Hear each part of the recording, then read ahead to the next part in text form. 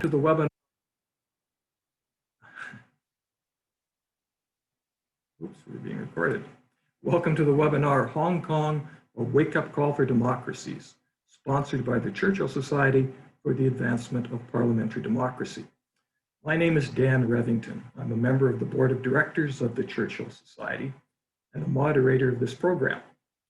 For those who are not familiar with our organization, we are a nonpartisan charitable organization that honors the life of Sir Winston Churchill through education, discussion, and debate about Canada's parliamentary democracy.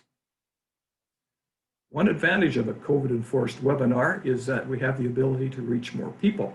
And I am pleased that we have people watching this program from coast to coast in Canada. I want to start by acknowledging that the land on which we meet virtually in our individual homes across Canada is the traditional territory of many nations. I would like to acknowledge that the land from which I am speaking is on the traditional territory of the Wendat, the Haudenosaunee, and the Anishinaabe peoples, whose presence here continues to this day. I would also like to acknowledge that the land I am on is the meeting place of two treaties, that of the Mississaugas of the Credit and those of the First Nations of the Williams Treaty. Wherever we are, we acknowledge the enduring presence of all First Nations, Métis, and Inuit peoples on this land. We show respect to them tonight. In this program, we are going to discuss what happened to the democratic government in Hong Kong, what lessons can Western democracies take from what has happened, and what can be done to address the situation in Hong Kong. We have with us three stellar panelists. They are the Honorable Michael Chong, MP for Wellington-Halton Hills and Progressive Conservative Shadow Minister for Foreign Affairs. Mr. Chong's outspoken support for democracy in Hong Kong has caused him to be sanctioned by the Chinese Communist Party. Next, we have Craig Scott. Professor Scott is a law professor at Osgoode Hall Law School. He's a former NDP MP, Rhodes Scholar, author of many articles with vast experience in international law, including constitutional, transnational human rights, and democracy. And finally, we have Cherie Wong, a Canadian Hong Konger. Ms. Wong is the founder and executive director of Alliance Canada Hong Kong, a community organization led by Hong Kongers in Canada. Alliance Canada Hong Kong mobilizes the Hong Konger community to take civic actions in support of the democratic development of Hong Kong and, in Cherie's words, to combat the Chinese Communist Party's global authoritarianism. We're looking forward to hearing the views of each of the panel. Well, as I said, the Churchill Society itself is nonpartisan, so the views expressed are not necessarily those of the Churchill Society. Canadians have at least two reasons for their long-standing interest in Hong Kong. The first is that nearly 300 Canadian soldiers were killed in the Battle of Hong Kong in World War II, defending Hong Kong from the Japanese Army. This December will be the 80th anniversary of the Battle of Hong Kong. A second reason for Canadian interest is that there are hundreds of thousands of Canadian citizens who trace their origins to Hong Kong. Now, to set the stage for our panel, I'm going to provide a quick outline of the historical background to Hong Kong's democracy. To be fair, I'm going to start by pointing out that Hong Kong has never been an independent parliamentary democracy like Canada. Instead, Hong Kong has had a quasi-democratic structure. For over 150 years, Hong Kong was a British colony. By 1997, the people of Hong Kong enjoyed a high degree of autonomy and financial independence. On July 1st, 1997, a Sino-British joint declaration transferred sovereignty over Hong Kong from Great Britain to the People's Republic of China. This joint declaration consists of several documents. And to summarize some of the significant points, the joint declaration says that Hong Kong became a special administrative region directly under the authority of the Chinese government. However, the joint declaration also says that Hong Kong was to enjoy a high degree of autonomy. It would be vested with executive, legislative, and independent judicial power, and the lifestyle and social and economic systems would remain unchanged. It's important to also know that the Joint Declaration said the following rights and freedoms were to be ensured by law: freedom of the person, freedom of speech, freedom of the press, of assembly, of association, of travel, of movement, of correspondence, and the right to strike, to choose your occupation, freedom of academic research, and religious belief. The Joint Declaration also gave Hong Kong's government the responsibility for maintaining public order. Now, the government of Hong Kong was to be composed of local inhabitants, but the chief executive of Hong Kong was to be appointed by China on the basis of local elections or consultations.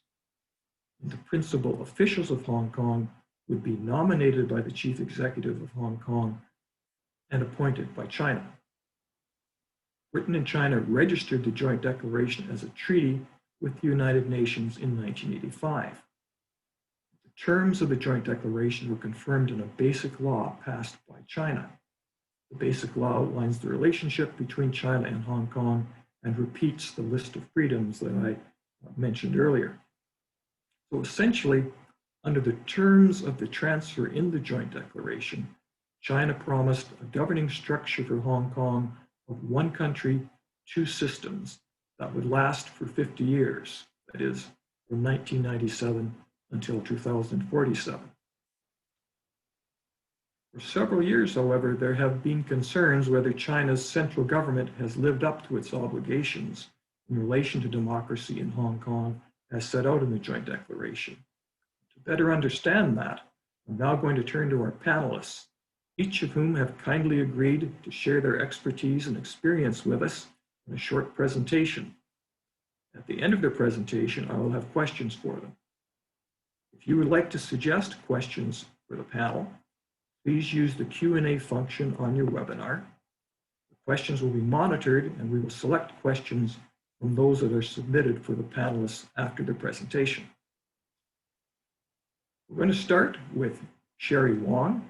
Cherie, in your role as a Hong Kong democracy activist and as Executive Director of Alliance Canada Hong Kong, you have been closely involved with the recent pro-democracy protest movement in Hong Kong. Can you tell us what's happened and what is the situation in Hong Kong in 2021? Yeah, of course. I think at the start of the protest movement in 2019, which is almost 2 years ago to the day, Hong Kongers' demands were very simple. It was, we want the government to withdraw the proposed law that would allow extradition to China. But when the government ignored 1 million Hong Kongers who marched and then 2 million Hong Kongers who marched, we awakened to this reality that a simple withdrawal of this bill is not enough. We need to actually have accountability of this government that is not elected by its people. So very early on, Hong Kongers developed 5 demands to appeal to the Hong Kong government. 1, withdraw the extradition bill. 2, withdraw the claims that the Hong Kong protests are riots. 3, amnesty for all arrested protesters. 4, independent investigation into police brutality. And 5, universal dual suffrage.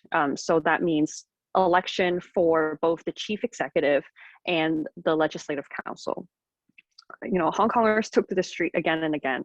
We demanded the government to enact on these 5 demands, but instead of responding to the people, the Hong Kong authorities actually used police and state violence in response. Hong Kongers were beaten on the street. Many has been tortured and sexually assaulted in custody, and many charged were actually denied access to legal representation as well. And I acknowledge that, you know, calling it a protest movement is very limited. What we actually need to understand that this movement is an entire community mobilizing. It was lawyers who volunteered their time, drivers who drive protesters away from dangerous areas, doctors who provided medical attention to those who were injured, and counselors who helped folks deal with their PTSD. And we have these volunteers of cooks who made meals and people who provided shelter for the protesters. It was an entire community that mobilized in support of democratic development. In addition, Hong Kongers formed labor unions. We have developed pro-democracy business networks, what we call yellow businesses. It is a form of resistance that we believe we need to take beyond the streets, and we need to resist in all forms of our life in Hong Kong. And of course, one form of this resistance is about retaking our political power. So November of 2019, Hong Kongers realized that the district election is an important opportunity, a chance for us to reclaim our city. And so pro-democracy political camps ran candidates, and we actually won majority of seats in 17 out of 18 districts.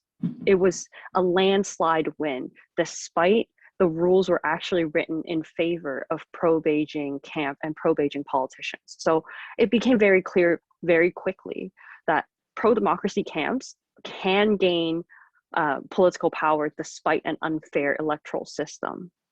But unfortunately, Beijing also see through this gain of political power. So instead of responding the 5 demands that Hong Kong has been asking for, they responded with further state violence and suppression of political freedoms. We saw almost every single opposition leader and every single opposition political figure have been arrested, charged, in jail, or in exile. And paired with the massive electoral reforms that basically has declared anyone who is not patriotic enough or not loyal enough to Beijing to be unable to run for office, the political opposition has been completely decimated by the various measures that were put in place. So in the 2021 world, when we talk about, what's next, we first need to identify that it is not only the political opposition that has been decimated, it is also grassroots community leaders, it is also social workers, journalists, lawyers, and students who have been wiped off the map because Beijing needs to seize complete control over this city. And what we've seen is Chinese and Hong Kong government has collectively undo every step of Hong Kong's democratic development since the end of Hong Kong's colonial era. So in 2021, I think we need to start to reimagine what Hong Kong's potential of a democratic future looks like. In the context of Hong Kong, we know China doesn't respect the Sino-British Joint Declaration, but we also actually see China's aggression domestically and internationally, notably the genocide against Uyghurs, state and police violence against Tibetans and Mongolians, but we also saw military aggression in the South China Sea as well as towards Taiwan. So I think it's fair to say that China is not going to democratize itself, but it is becoming increasingly authoritarian and reaching globally with its authoritarianism, excuse me. So if we want to look at Hong Kong's democratic development, we actually need to look at how we can end the authoritarianism and create a democratic future that is reflective of all of the people who is on the same boat. It is Hong Kongers, it is East Turkestan, it is Southern Mongolia, it is Tibet and Taiwan, and what we know as the People's Republic of China. Many may disagree, but I don't think Hong Kong has ever been a democratic city. All of the rules have always been written against its people and in favor of Beijing. So even under the the Sino-British Joint Declarations, Beijing was a heavily favored group, and there is constantly interference from Beijing in its democratic and electoral system. So as we move towards what we could be in the future for Hong Kong, we need to consider outside of what has existed and consider the unique social and cultural and historical context behind Hong Kong. And many Hong Kongers have spoke about Hong Kong independence as a next step to our city, but Hong Kong is not monolithic. Many believe that Hong Kong's democratic future is tied to China as well. So we need to also acknowledge this is a very difficult topic, and finding a way to move forwards that respect not only the diversity of political opinions, but the diversity of the people who live in Hong Kong. So before we even get to what a democratic future looks like, we also need to look at how do we democratically decide what works best for Hong Kong? And there is a very simple answer. The people of Hong Kong has to decide. And democracy cannot exist without free, prior, and informed consent. So I think one of the first steps we need to continue to do is empower Hong Kongers through civic education about various governance and political models, and think about what would work for our city. But that empowerment cannot happen without a safe environment that is free from interference and coercion. And these conditions are impossible as the CCP holds power over the city. So as a diasporic Hong Kongers, I think it's a privilege to be given this platform to speak openly about Hong Kong's future, and more importantly, its democratic future. I might be in violation of the national security law, but I think it's important to challenge unjust laws and speak out against it continuously. So my wish list is a proportional representation model that is reflective of Hong Kong's rural and urban divide, but also a political future that is reflective socially and ethnically diverse Hong Kong. So I think that's where we have to move towards in the future.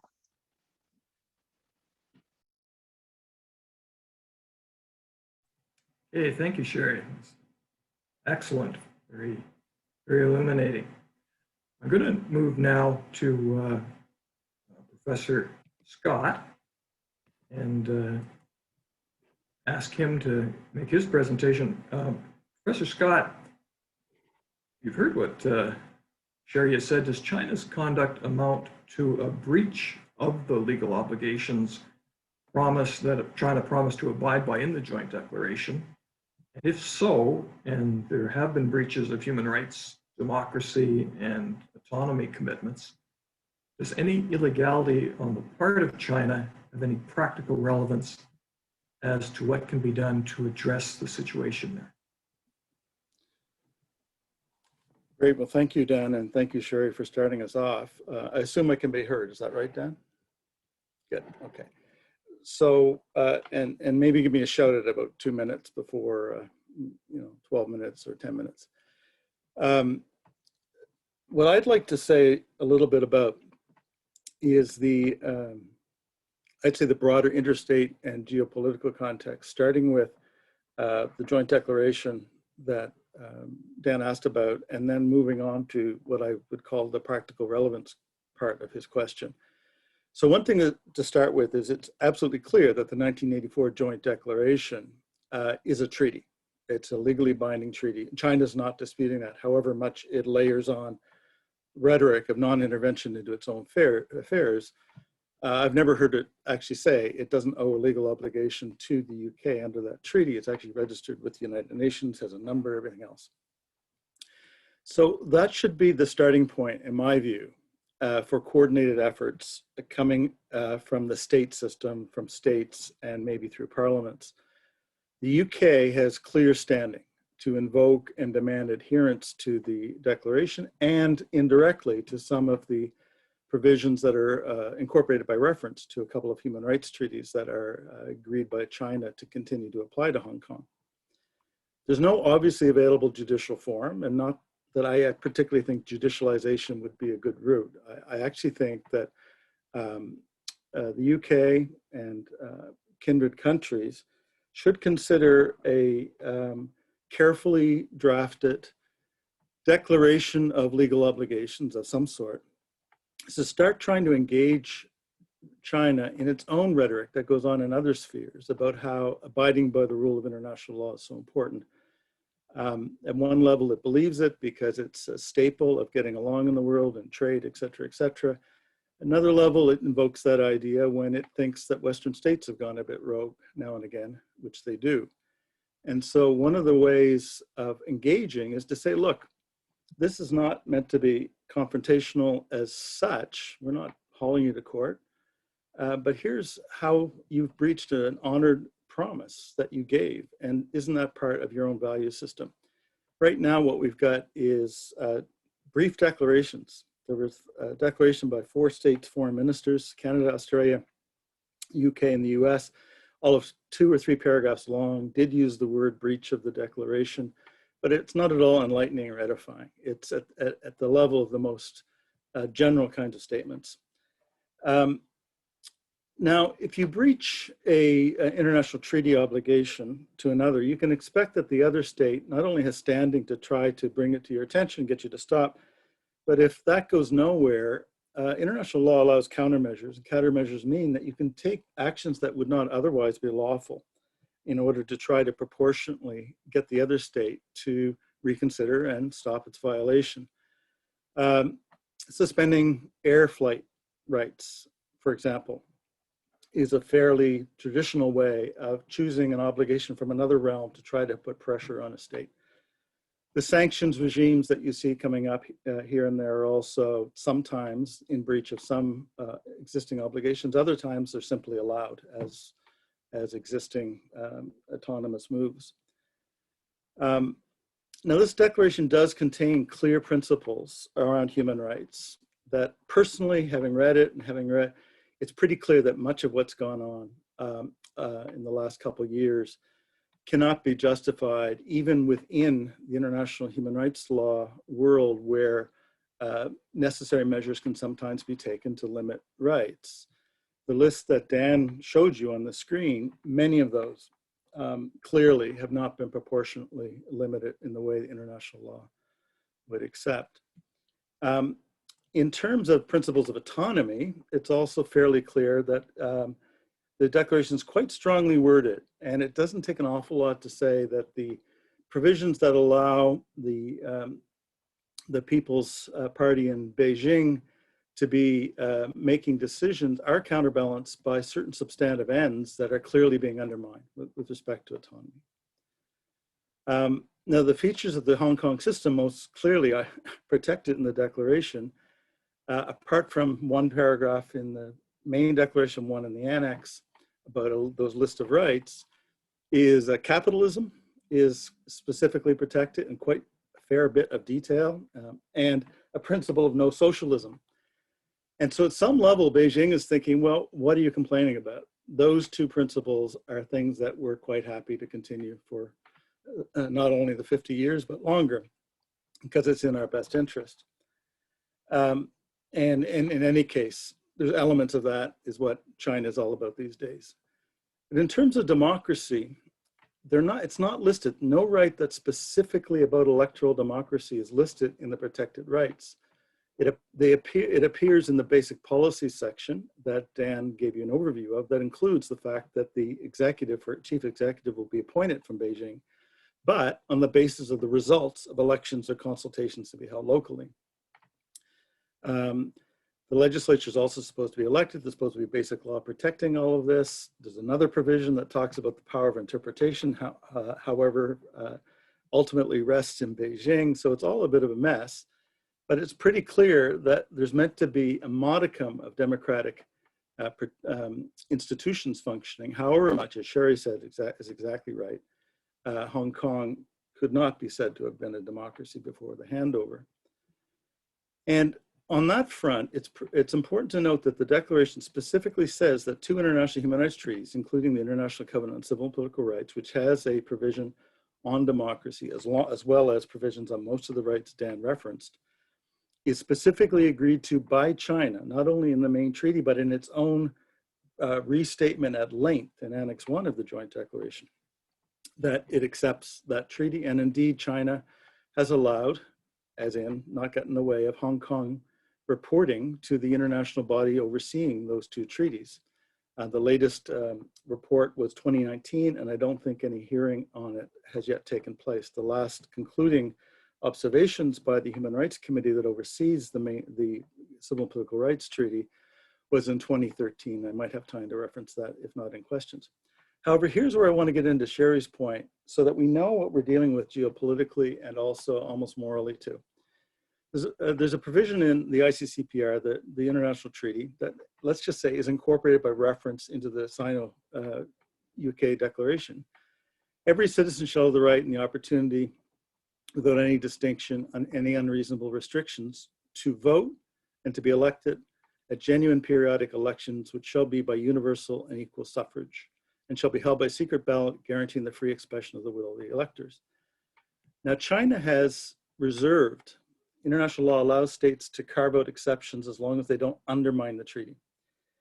The treaty body overseeing this, the Human Rights Treaty, has not questioned China's right to do that. So this is actually not at the international level currently in force. It's even though it reappears in China in the basic law itself. But at the international level, how did China end up reserving? Well, they said, you know what? When Britain ratified this treaty on behalf of its colony, Hong Kong, in 1976, it did so with a bunch of reservations. And these reservations addressed and preserved the colonial status of Hong Kong. They covered off matters like the right of self-determination, freedom of movement, freedom of assembly, speech, and universal suffrage and elected legislatures. Britain itself reserved, and all China had to do in 1997 was come along and say, we're the successor to this treaty as it applies to Hong Kong. We're going to just continue that part of the reservation, and Article 25B that I just read to you does not apply.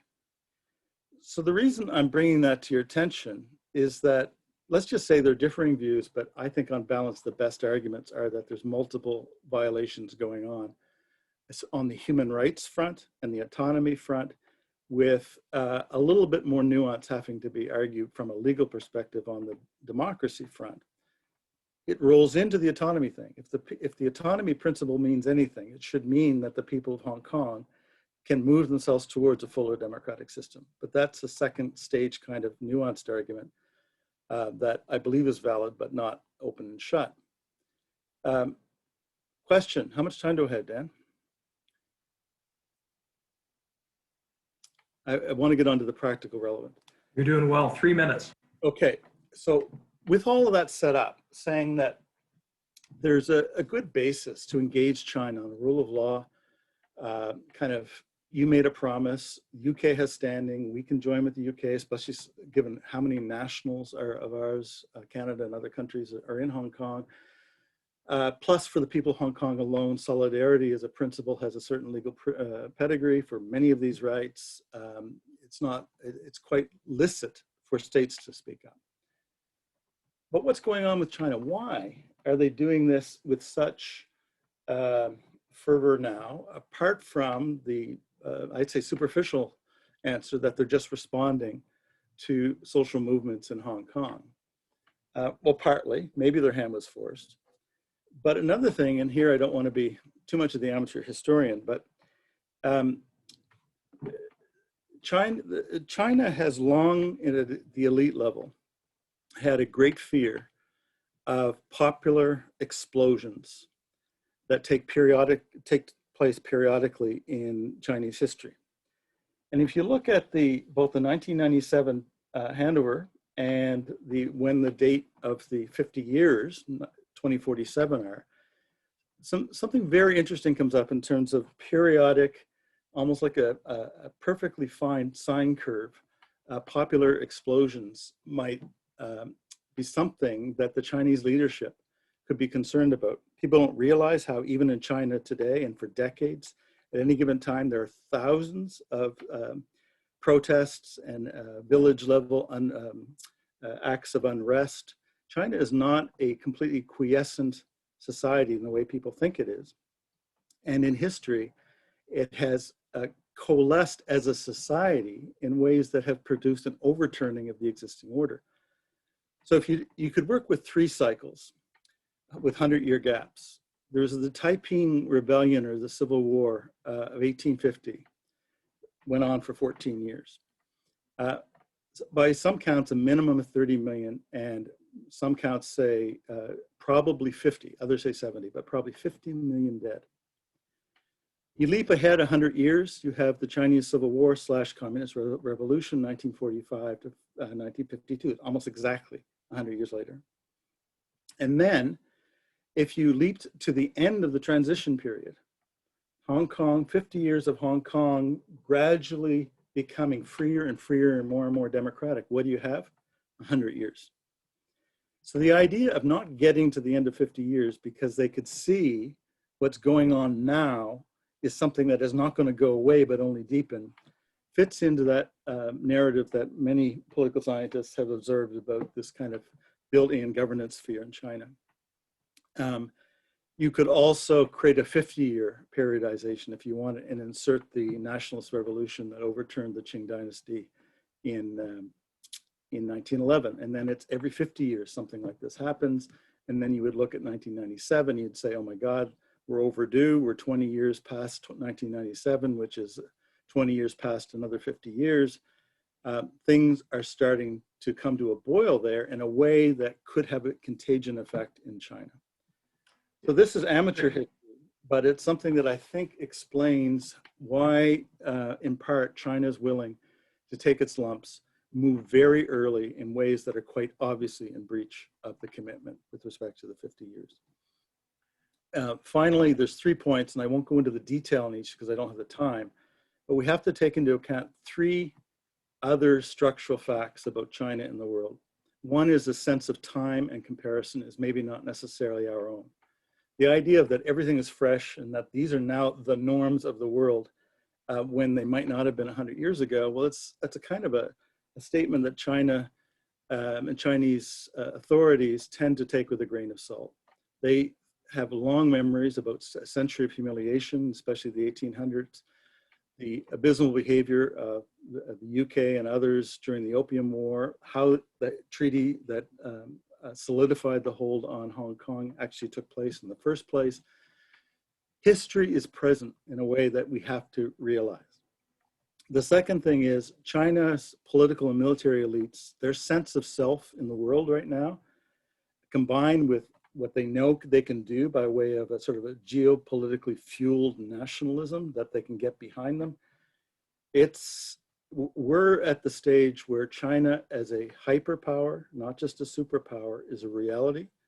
And that in dealing with them at any level, that reality has to be taken into account in ways that we cannot even discount the possibility that Hong Kong, like Taiwan, like a number of other instances, could be the final spark for something that could be cataclysmic even. And I won't go into it, but there's a lot of good thinking going on about the historical phenomenon of what happens when rising powers meet falling or decaying powers at a certain point, and the decaying power reacts with fear, psychic trauma, resentment, tries to maintain its status, and how in most of those situations throughout history, war has resulted.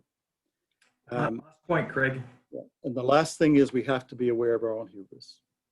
We have to be aware that China is constantly scanning the horizon and talking about how much the Western states point fingers outside their own realm, but not inside or with their allies. And unless we're prepared to be a bit more consistent, what about Poland and Hungary, for example, when it comes to democracy? What about the semi-gulag that Australia runs with respect to refugees? Then China basically says you don't have much of a moral leg to stand on. So those geopolitical considerations I would end with to say the practical relevance side is one that has to take into account a huge geopolitical set of stakes. Sorry for going a bit long. Great, thank you. So many questions I can think of just coming out of both Cherie's and Craig's talk. Michael, turn to you. Michael, given what's happened in Hong Kong and drawing on your personal experience and knowledge, and in view of what Cherie and Craig have said, where do we go from here? And what can be done, in your view, to encourage a return to democratic government in Hong Kong? Well, thank you, Dan, for inviting me, and thank you to everyone for attending. It's great to see Craig and Cherie here. I hope one day to be able to see you again in person rather than over Zoom, but it's good to see you nonetheless. Dan, that's a great question. I've been thinking long and hard about this in recent years. Like Cherie, I trace my roots back to Hong Kong. My father was born and raised in Hong Kong. In fact, he was a young boy on Hong Kong Island when the Battle of Hong Kong took place. And he's no longer with us, but he used to tell stories of the fierceness of the battle and the dejection of the Canadian troops who were not yet captured by their captors, but were waiting around after surrender, realizing what fate awaited them. And so my family and I have always been eternally grateful for the some 2,000 Canadians from the Royal Rifles of Canada in Quebec City and the Winnipeg Grenadiers in Winnipeg, Manitoba, that were sent over to defend Hong Kongers so long ago. And as you pointed out, Dan, there's so many more connections to Hong Kong than that battle. There are some 300,000 Canadians living in Hong Kong and hundreds of thousands of Canadians here that trace their roots back to that city. And so it's something that a lot of us have been thinking about over the years, and something that we are increasingly worried about. In answer to your question, let me start by saying that I think the one thing we have to understand that, and Craig referenced this, is that China is trying to silence dissent. It has silenced criticism at home, and now it's trying to silence it here abroad, and not just here in Canada, but around the world. Recently, I was sanctioned by the People's Republic of China, along with elected officials in the United States, the United Kingdom, and in Europe, simply for speaking up about what we have concluded as a genocide against the Uyghur Muslim minority, speaking up against the crackdown in Hong Kong and the imposition of this draconian new national security law, among other things. The sanctions aren't going to have a huge impact on me. We weren't planning on going to China or Hong Kong, and I don't have any business with Chinese institutions or Chinese companies, but nevertheless, they should be taken seriously. It's an attempt to stifle growing criticism. I'll note that Liberal cabinet ministers were spared sanctions because they were silent. They abstained from the vote to recognize the Uyghur genocide. And I think that's an important distinction to make, because China rewards those who cooperate with their approach. Let me reference also some recent criticism that's been leveled at those that criticize the communist leadership's approach.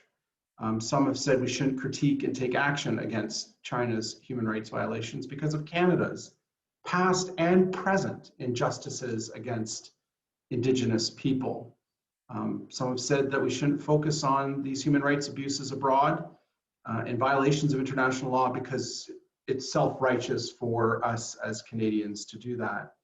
I disagree. I think on that argument, Canada would not have taken a stand against South African apartheid in the 1980s and rallied the world to take action and place sanctions on that regime. On that argument, we wouldn't have fought against the tyranny of fascism in the Second World War. I believe that we have to fight injustice both here at home and abroad.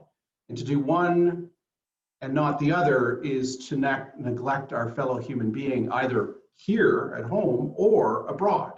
And I don't think we can allow either injustice to stand.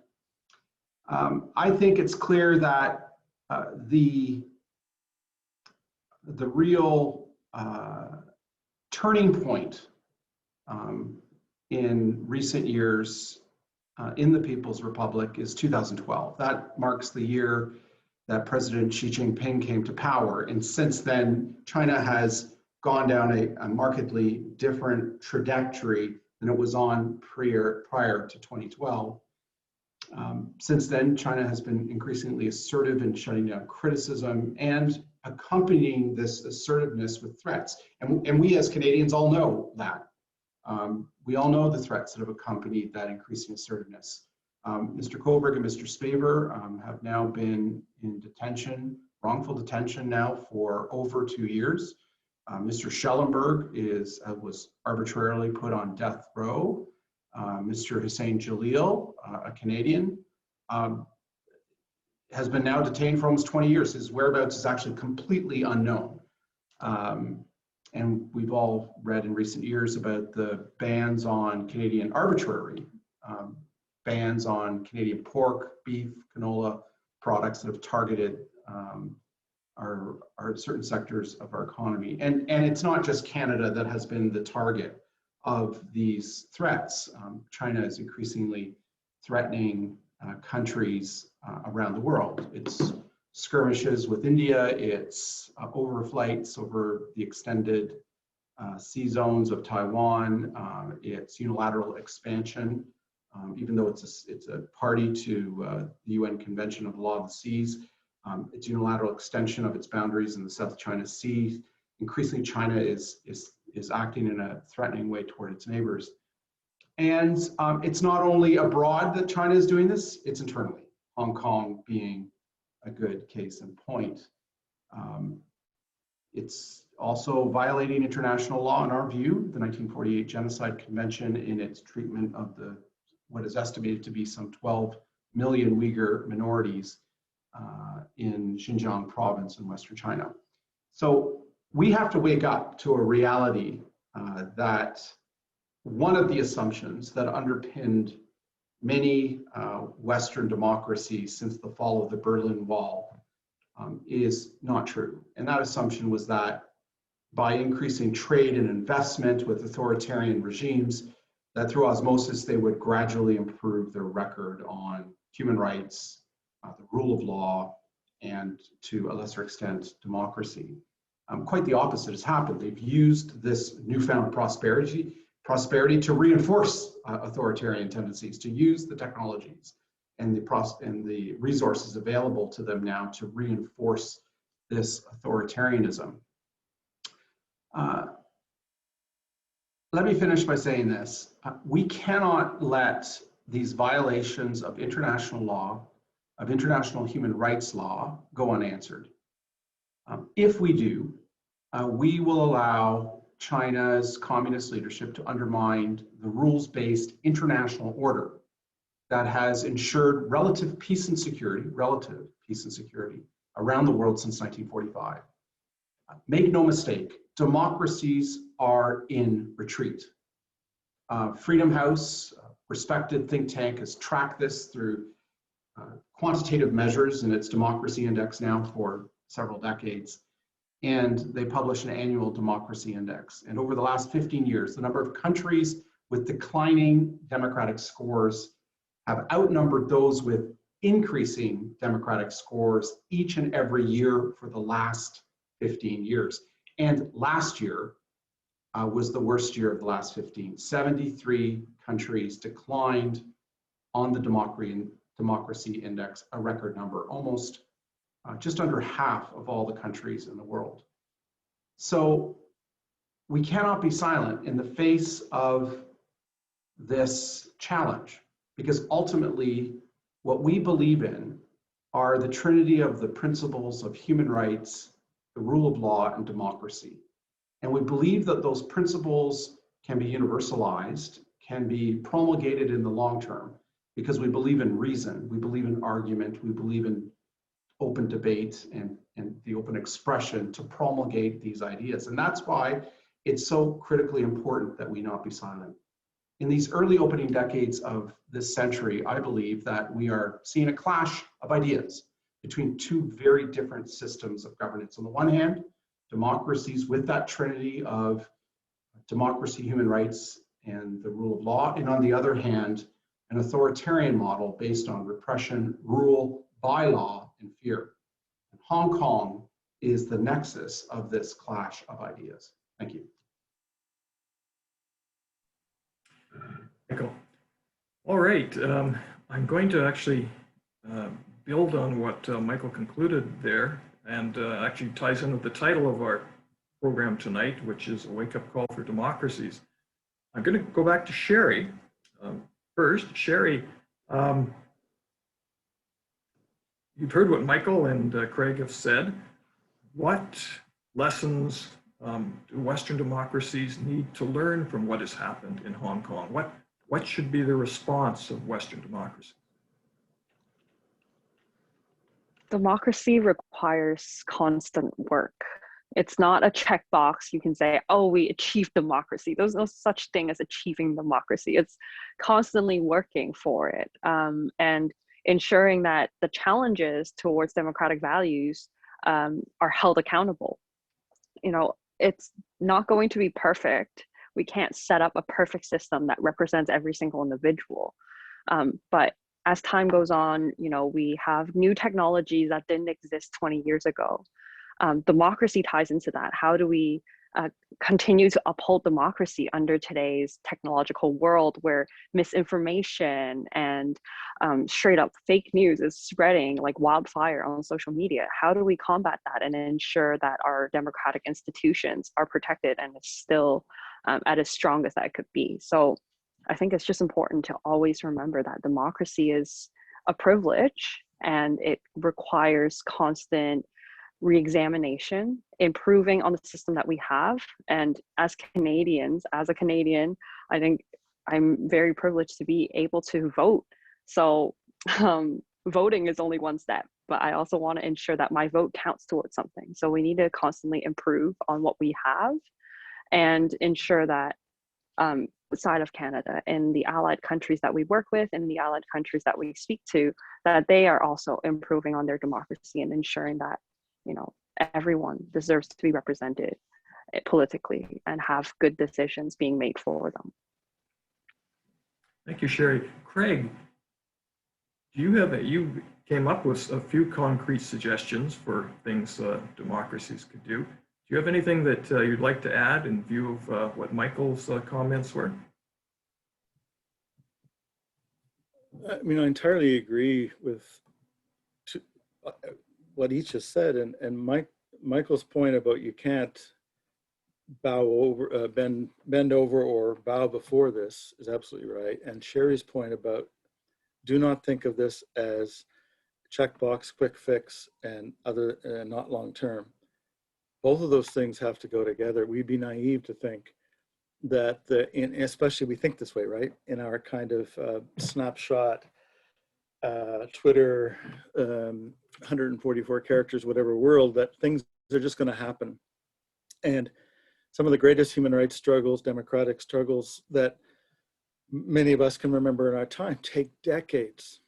And the whole question is what sustained and sincere and real support can be constantly given to the persistent struggle of the folks on the ground. The people of Hong Kong is just too much of a monolithic statement, but the people of Hong Kong, at least those who are really fighting for these values. And so Canada has to have a very concrete, coherent, and non-bureaucratic set of principles about how it's going to support individuals. Ease of access to Canada for people threatened or in danger has to be an overriding principle. And it can, and indeed we've made exceptions throughout a lot of the Cold War period for specific situations require specific ease with which people can get to Canada because we're particularly invested in their moral political struggle. And I think Hong Kong has to be put on that list in terms of how we support individuals. I think the moment an elected representative like Michael is signaled out in this kind of sanctioning way, we have to have a very firm and principled set of responses that can't go unanswered, right? And I know I know we have the two Michaels in jail, but at the same time, China holding that over our head constantly as a reason that we're not going to actually stand up and show some backbone ultimately gets you nowhere. Even if I regret to say the victims, those who might continue to suffer our broader pushing back on China might indeed be the two Michaels. I just worry that that's going to be the case. The last thing is, I just think we have to, once we get to the point, whenever we decide we're going to use the language of law when it comes to fundamentals like human rights and or something like self-determination. That's what's going on in Hong Kong with the autonomy principle or democracy.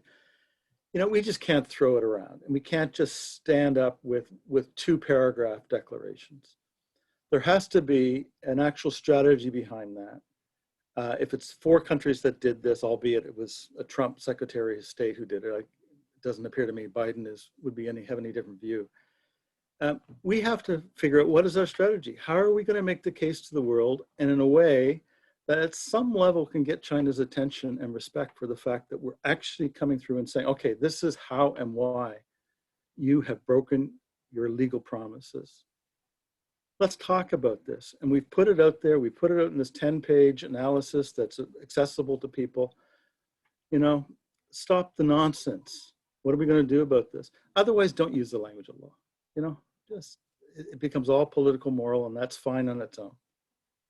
But Britain and now Canada, we're using this international law stuff, and if we're going to do it, make it real somehow. Thank you, Craig.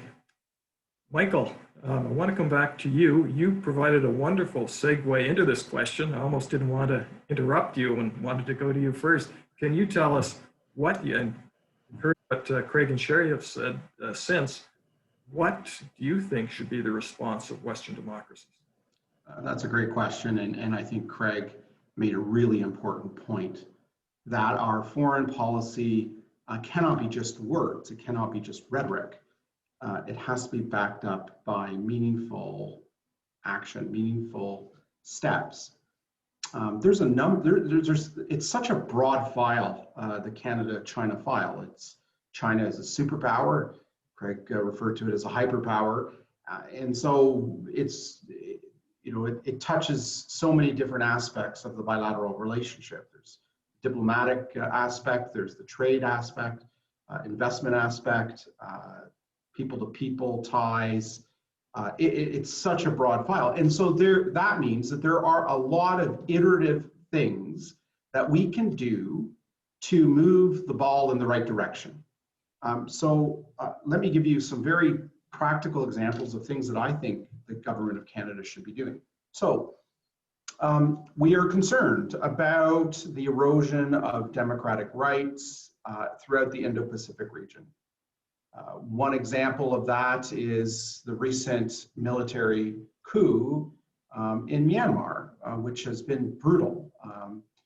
A military that it's also been equally brutal in its treatment of the Rohingya minority, both in Cox's Bazar and in Myanmar proper. And we, as Canada, has called on the military junta to step down and to recognize the results of the most recent election and the coalition of parties that have come together. This past week, the Financial Times reported that the head of the Financial Times reported that the China-led Asian Infrastructure Bank is openly musing about funding infrastructure projects of the military junta. Because they're having difficulty raising financing. Canada is a member of the AIIB.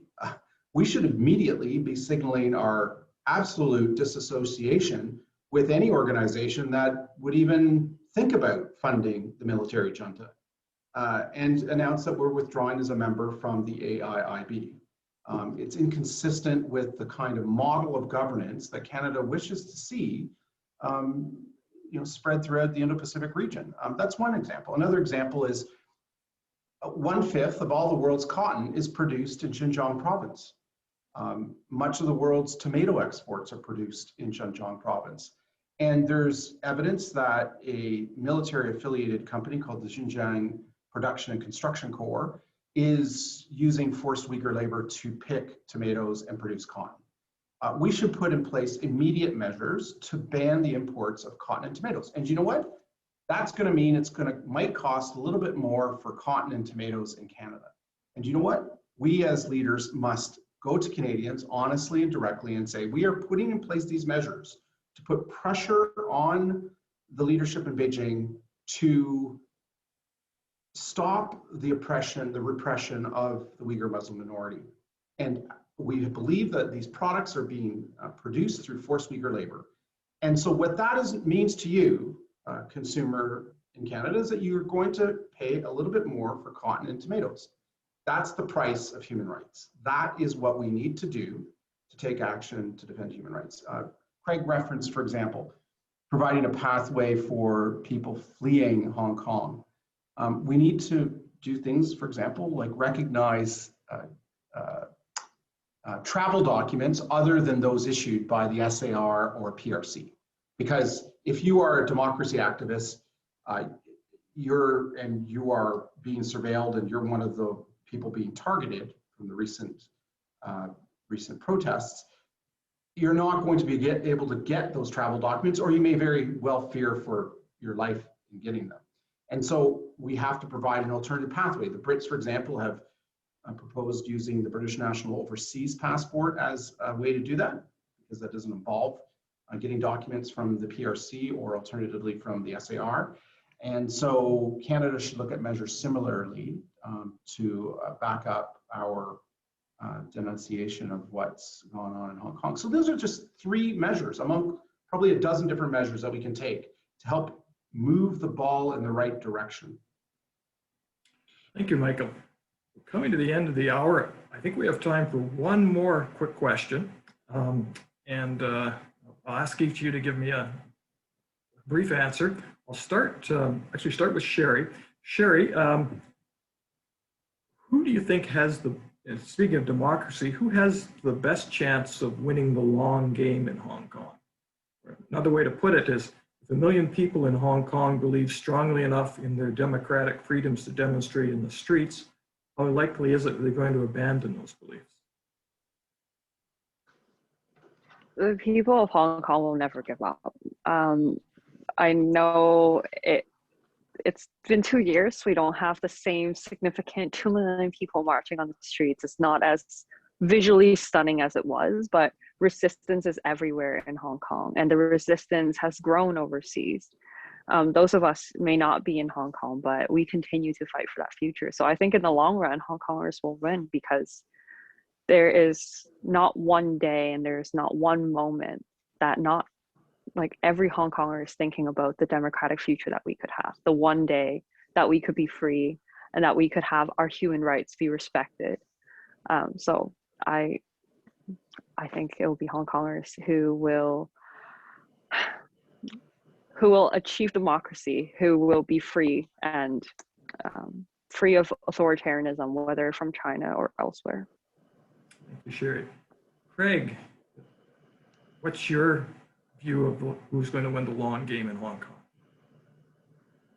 I would rephrase it as who's going to win the long game in China, and say that when elements of the current regime and its approach, if it ever gets superseded and China starts evolving on a different track, some would say again, but let's say, I think what's going to most free and Hong Kong are developments in China itself, and therefore this could be quite long term. But the reason I gave you that amateur history timeline is that things can change in a flash, and China's own history has shown exactly that. Thank you, Craig. Brilliant refinement of that question. Michael, last word to you. Who do you think is going to win the long game in Hong Kong, or as Craig says, in China? Well, I believe that in the long run, these principles of human rights, democracy, and the rule of law will triumph.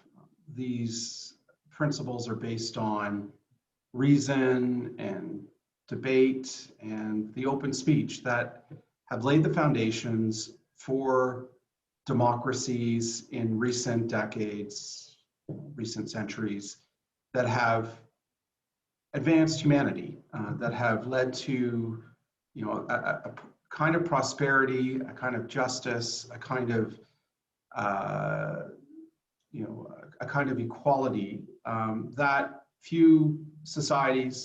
no society has ever seen in the history that we know of.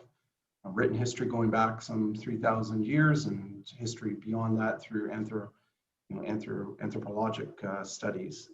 And so, history and fact and evidence points that in the long run, these universal principles will triumph. Now, in the here and now, we've clearly had a few setbacks.